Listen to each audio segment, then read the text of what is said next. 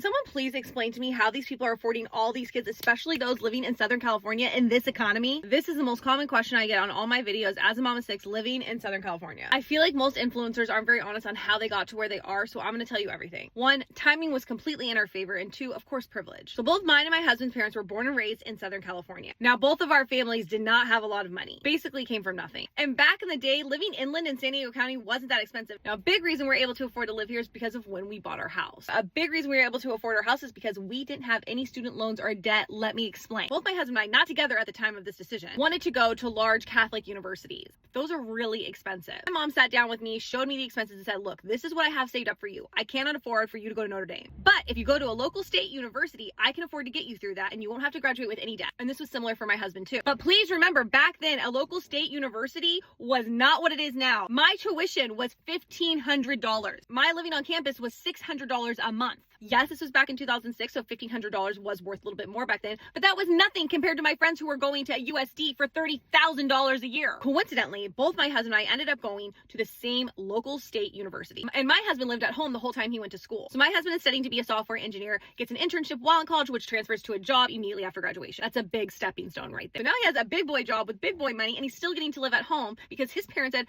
don't waste your money on renting, just go buy. Why don't you live here so you can save up for a down payment? My husband and I have a 5-year age gap, so I'm still in school at this point. Then it's 2008 and the housing bubble pops. We're in a recession and people can't afford their mortgages, so these houses are being foreclosed on. And this is where timing is everything. My husband was living at home, working his big boy job, able to save up for a house, and he was able to buy one of those foreclosed homes. But he was really smart about where to buy. We were young and in our 20s living in San Diego, California, and I was trying to convince him to live on the beach or somewhere fun downtown. But him being a software engineer in the finance field was like, no, I'm gonna buy in a good school district. So he does, but this house was completely gutted. It didn't have doors, it didn't have a furnace, it didn't have a stove, it had nothing. But he was able to afford it. He buys it, remodels it, and lo and behold, when everything picks back up, it's in a great neighborhood in one of the top rated school districts. We get married, and remember, I don't have any student loans or debt at this time either. Fast forward a few years later, we have our first baby and our happy little family in this condo, but then I get pregnant with baby number 2. It is a seller's market at this point in time. So with baby number 2 on the way, I'm thinking we might be outgrowing this condo a little bit. It might be the best time to sell, and we can afford an actual house. So I'm just gonna drop some numbers for you, okay? My husband bought the condo for $300,000. I wanna say like '08, and we sold it for almost $600,000. And that allowed us to afford the house we are in now. We bought that house 8 years ago,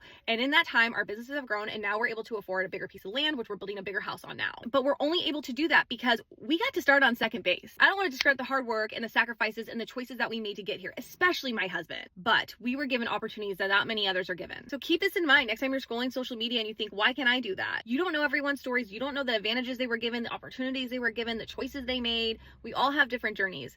Comparison is the thief of joy.